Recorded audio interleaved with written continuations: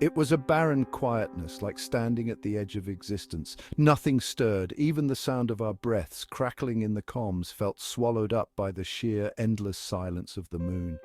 The day had started as planned. Neil, Buzz and I were tasked with exploring a series of small craters a little further out from the lunar module.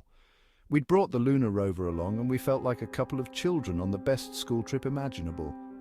While out driving on the planned route, we saw something in the distance, almost blending into the grey dust of the lunar surface. Something was out of place. A spot of darkened colour, a rectangle of sorts. I nudged Neil. "Do you see that?" He squinted. "Looks like... could it be some sort of geological feature, maybe a rock catching the sunlight?" Buzz, however, wasn't so easily convinced. He shot Neil a look, and together we steered the rover in its direction. But as we approached, the details sharpened. What I had first taken for a shadow or rock became unmistakably clear. It was a flag. But not ours. It was the Union Jack. Worn and torn, dust clinging to the fabric, but unmistakable. The three of us stared, bewildered. I could feel a strange chill creeping through my veins. It wasn't just the flag that made my throat tighten, though.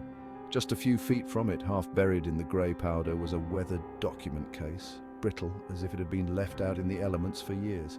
Slowly, hands trembling inside my gloves, I picked it up, brushing the thick coating of lunar dust from its cover. Stamped across the top in faded letters was the Royal Coat of Arms. Beneath it, scrawled in a neat, elegant script, was a date, 1871. Buzz's voice crackled through the comms. "Read it," he urged. I felt my mouth go dry, heart pounding as I flipped the case open and gingerly pulled out the pages inside.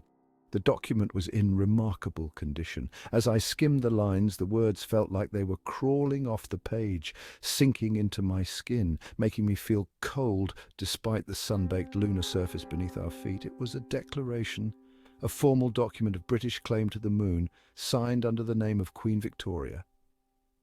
We stood there, paralyzed by disbelief. The three of us had been the first men on the moon. It was impossible for anyone else to have come before us, and yet here it was, a relic from another era, unmistakably British, bearing the unmistakable pride of a nation that had impossibly set foot here before us. Behind the flag, half-shadowed in a shallow crater, I saw what could only have been the British lunar lander, a crude contraption compared to ours, cobbled together with gears and panels, brass and rivets glinting under the harsh sunlight. It looked like something out of a Jules Verne story, but there it was, intact and unmistakably designed for lunar travel. As we approached, however, something else became dreadfully clear. The further side of the lander was destroyed, not rusted or eroded, but ripped apart. Shredded metal twisted out from its body like jagged fangs, and deep gouges ran along the surface as if some colossal creature had torn through it with monstrous force. What the hell happened here?" Buzz muttered, his voice laced with an edge of panic that he could barely hide. Neil's eyes were fixed on the ground near the torn metal. I followed his gaze and felt my stomach churn. There, half buried in the dust, was a boot, or what was left of it. A human boot, rotted and crumbling, its leather gnawed through by something that didn't belong here. "We're leaving," Neil commanded, voice taut. "Back to the lander, we've seen enough." I couldn't have agreed more. All sense of wonder had drained from the mission, replaced by a primal fear that was clawing its way up my spine.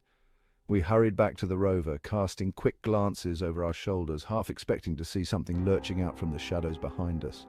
I climbed into the rover and glanced back one last time, eyes drawn to the twisted wreckage of the British lander. By the time we reached the lunar module, a new horror awaited us. As we came over the ridge, we spotted something standing beside our lander. It was hulking, moving slowly in the low gravity, its body shimmering. Its limbs were long, thin and sharp. But worse than its form was its face. A hollow, gaping maw of darkness, a place where no light could reach, flanked by pits that almost resembled eyes. It was circling the module, dragging one arm against the side, leaving a trail of scratches deep enough to scrape through the metal surface. Buzz froze, his hands tightening around the controls. "Dear God," he whispered, "what is that?" Neil's voice came over the comms, clipped and filled with fear. "We can't lead it back to the module. We need another plan now." My mind raced, but no solution seemed viable. Trapped on the moon with something unknowable standing between us and any hope of escape. Then the creature stopped its inspection and turned towards us. Though it had no face in the traditional sense, I felt its gaze as though 1,000 knives were pressed against my chest. It began to move, gliding over the ground on all fours. "Reverse! Get us out of here!" Neil's voice was barely audible, buried beneath the static and the growing hum that seemed to emanate from the creature itself.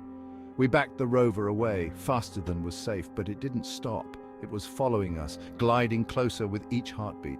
Buzz gripped the controls, pushing the rover as fast as it would go, but there was nowhere to run, nowhere to hide.